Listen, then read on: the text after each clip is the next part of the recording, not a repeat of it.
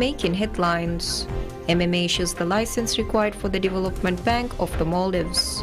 The government proposes to raise 3 taxes affecting tourism service facilities.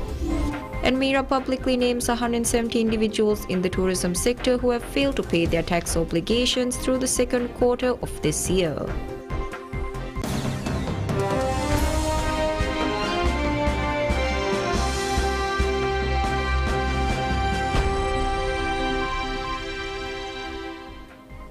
Bismillahirrahmanirrahim. Assalamu alaikum. Hello and welcome to PSMNEWS in English. I'm with Mahmoud, your host for the afternoon.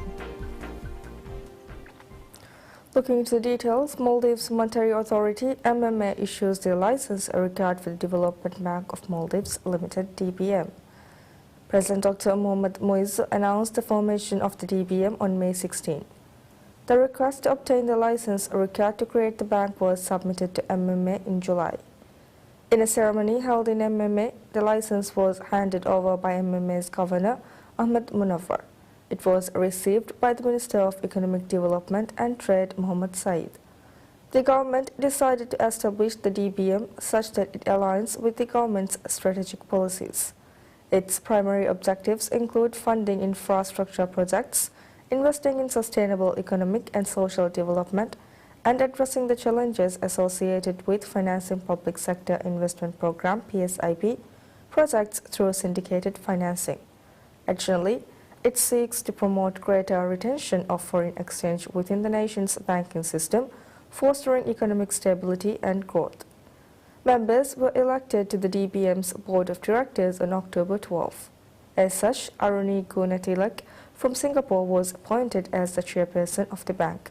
Meanwhile, Noel Gregor Patterson-Jones was appointed as the bank's Chief Executive Officer, CEO.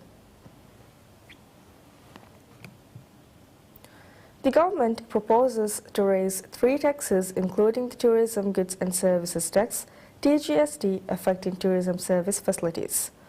Proposed tax changes have been submitted to the Parliament. The agenda includes amendments to the Value Added Tax Act, the Maldives Tourism Act, and the Maldives Airport Tax and Fees Act. Under the new measures, the green tax for tourism service providers and guest houses with fewer than 50 rooms will increase from $3 to $6 per tourist. For resorts, the tax will rise from $6 to $12 per tourist, effective January 1st of next year. Notably, children under the age of 2 will be exempt from this tax. Additionally, TGST will increase from 16% to 17%, projected to generate an additional $13.2 million for the state, with this change set to take effect on June 1st of next year. The changes also proposes an increase in airport development tax and fees, especially for foreign travelers.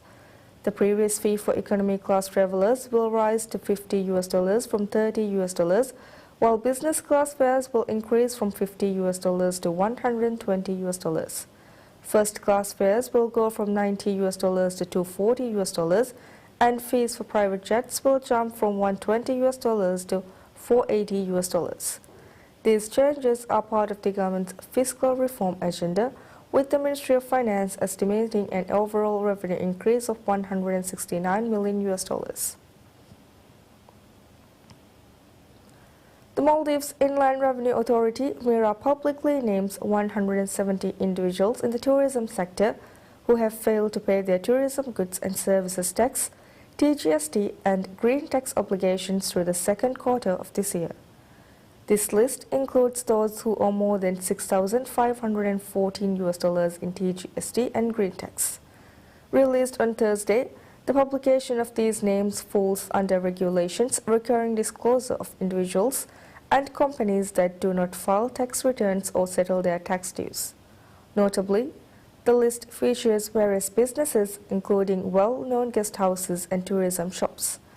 MIRA stated that the names were made public after numerous reminders, notices, and additional deadlines were provided to encourage compliance. Furthermore, the authority has offered defaulters the option to enter into installment payment agreements if they cannot afford to pay in full.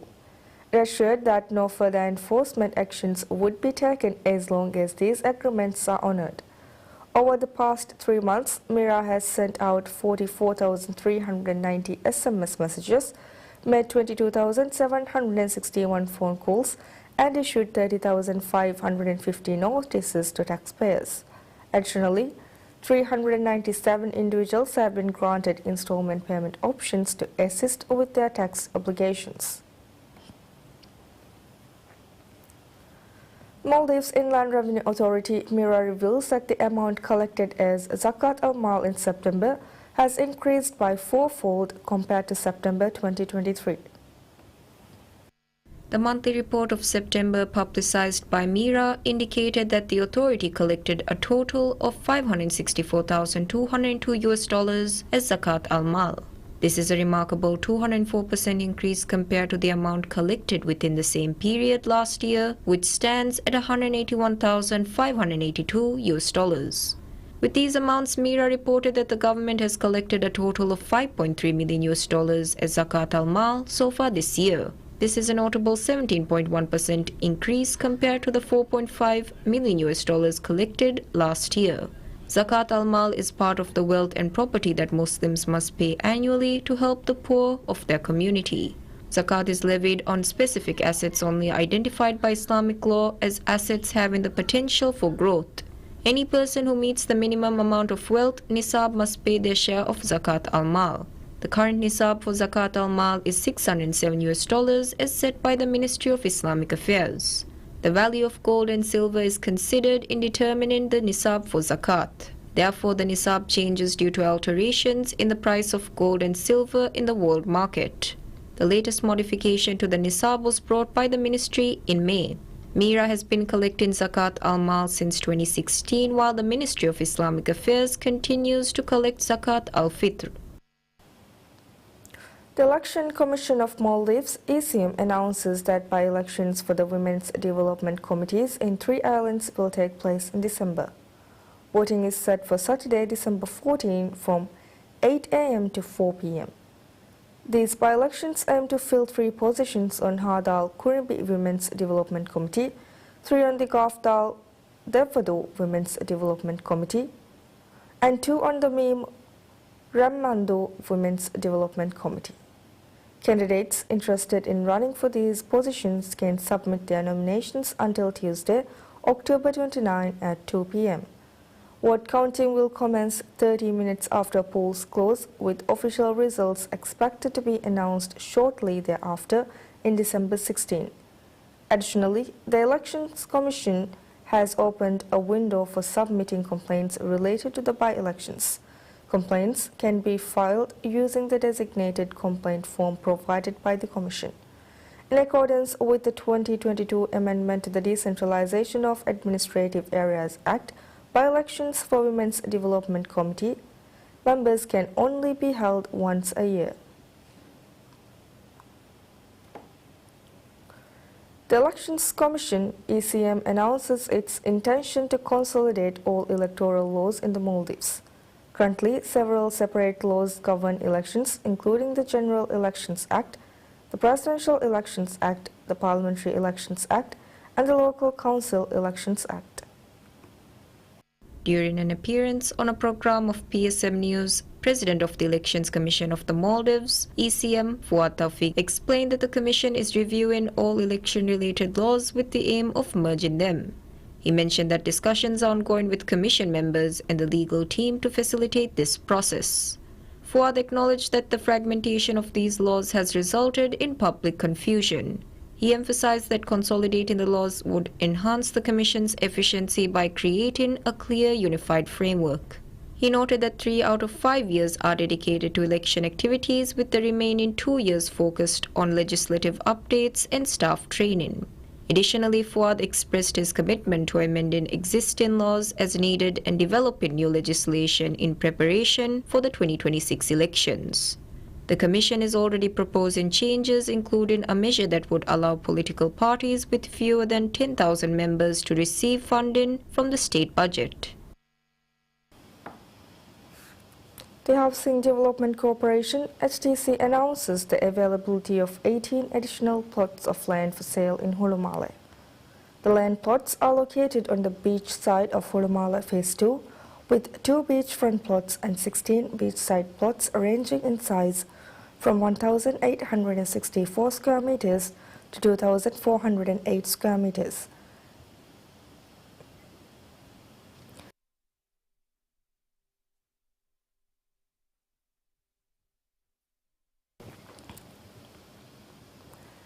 Interested buyers can submit their applications via the HDC bid portal. Both private individuals and companies that are 100% Maldivian owned are eligible to participate. The land plot sale will proceed in 2 phases. The appointments will initially submit an expression of interest (EOI), and in cases where multiple people apply for the same plot, the second phase will involve competitive bidding. HDC said that the starting prices for the land plots are set at $260 per square meter. A total of 58 plots have been offered for sale in Mal since May this year, including the 18 newly announced plots. FICA Corporation Limited introduces new emergency response regulations launched in conjunction with the International Day for Disaster Risk Reduction.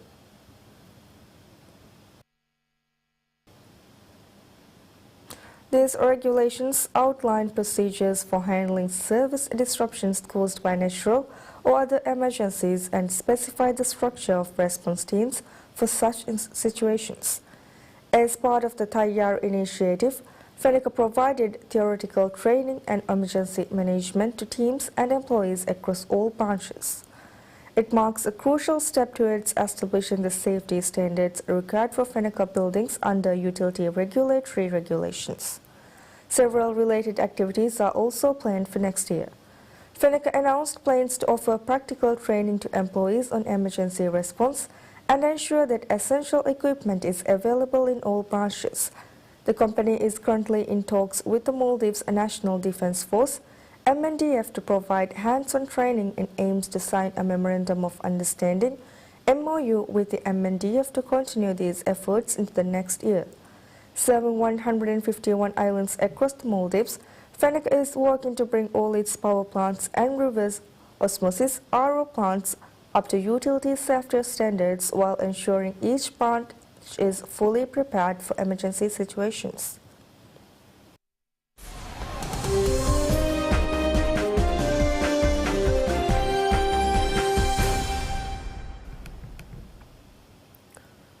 Boeing will cut 17,000 jobs, delay first deliveries of its 777X jet by a year, and record $5 billion in losses in the third quarter as the U.S. placemaker continues to spiral during a month-long strike. CEO Kelly Ortberg said in a message to employees that Boeing must shrink its workforce to align with their financial reality after an ongoing strike by 33,000 U.S. West Coast workers stopped production of its 737 MAX, 767 and 777 jets. Boeing shares fell 2.12% in aftermarket trading. The sweeping changes are a big move by Ortberg, who arrived in August at the helm of the beleaguered plane maker, promising to reset relations with the union and its employees. Boeing recorded pre-tax earnings charges totaling $5 billion for its defense business and 2 commercial plane programs. Boeing, which reports third-quarter earnings on October 23rd, said in a separate release it now expects revenue of $17.8 billion, a loss per share of $9.97, and a better-than-expected negative operating cash flow of $1.3 billion. Reaching a deal to end the work stoppage is critical for Boeing, which filed an unfair labor practice charge on October 9th, accusing the machinists' union of failing to bargain in good faith. Ratings agency S&P estimated the strike is costing Boeing $1 billion a month, and the company risks losing its priced investment-grade credit rating. Ortberg also said Boeing has notified customers that it now expects that first delivery of its 777X in 2026 due to challenges in development, the first test pause, and the work stoppage. Boeing had already faced issues with certification of the 777X that had significantly delayed the plane's launch.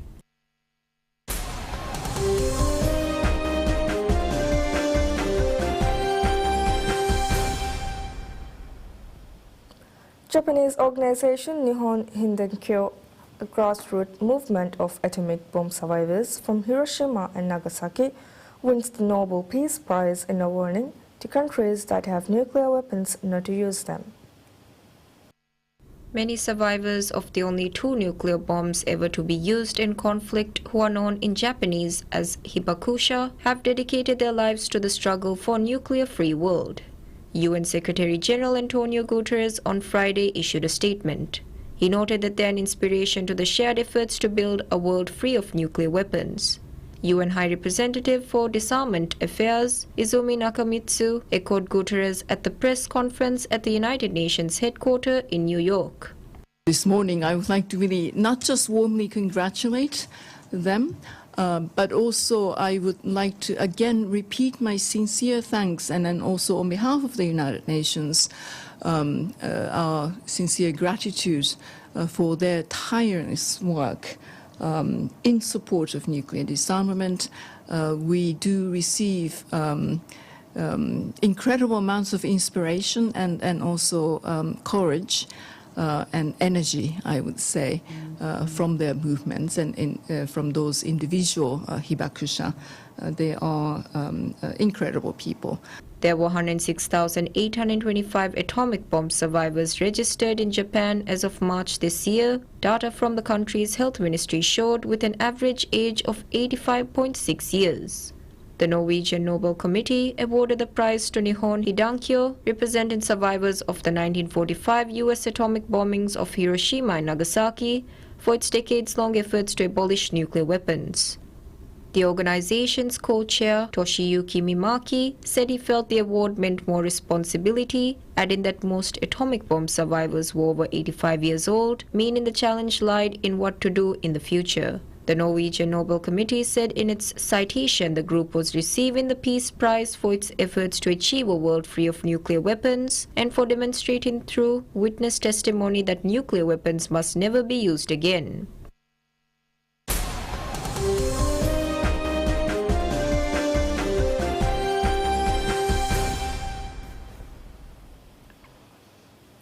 World number 1 Jannik Sinner defeats 24-time Grand Slam champion Novak Djokovic 76-63 to win the Shanghai Masters. Sinner took a crucial break in the 4th game of the 2nd set to defeat the Serb in the 1 hour 37 minute and deny him a 100th career singles title. Djokovic said after the match that he was just too good, too strong and too fast. Sinner said it was a very special day, saluting his opponent as a legend who kept playing incredible tennis year after year. In a nod to former Djokovic rival, Roger Federer, who was watching from the stands, the 23-year-old joked that there are legends everywhere and he just tries to keep up a little bit. Facing off before an impassioned crowd, neither player blinked in the first set, unable to break the other's serve. Sinner quickly took control in the tie-break, breaking Djokovic's serve on the first point and going 5-1 up. The Serb steadied himself but then netted a volley to bring up set point at 6-3. Sinner failed to convert initially but did not miss the second time behind serve. The next key moment came in the 4th game of the 2nd set when Sinner was up 40-15 on Djokovic's serve. Djokovic saved one break point with a fiery ace but could not stop a superb forehand down the line from Sinner that saw him pull ahead. All that remained was for the Italian to hold his nerve, hitting an ace to finish the match and claim the title. Sinner's victory is the latest triumph in a formidable season in which he has won 2 Grand Slams and retained the top spot in the rankings since June. But it is also a year that has seen him embroiled in controversy after he was twice tested positive for a banned steroid in March. In August, the International Tennis Integrity Agency accepted Sinner's explanation that the drug entered his system unintentionally when his physiotherapist used a spray containing it to treat a cut that provided massage and sports therapy to the player.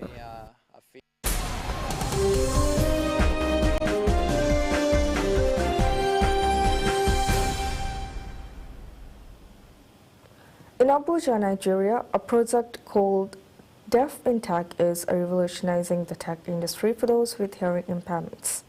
Founded by Dr. Ayula Orovolo, a consultant specializing in diversity, equity and inclusivity DEI, the project is part of a larger initiative by Nigerian tech company Data Lead Africa aimed at bridging the skill and employment gap for persons with disabilities. The Deaf Tech Lab, where the project is based, is an environment of learning and empowerment. Here, deaf instructors are reshaping the narrative for the deaf community by teaching coding in Python, a high-level programming language. Students are also enthusiastic about their journey in the tech world. They hope that the skills that they require will help them secure a better job in the future. However, the project is not just about technical skills.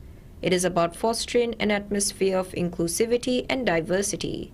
Signs in the lab read inspiring diversity, equity, and inclusion in the workplace, emphasizing the project's commitment to bridging the economic gap for persons with disabilities.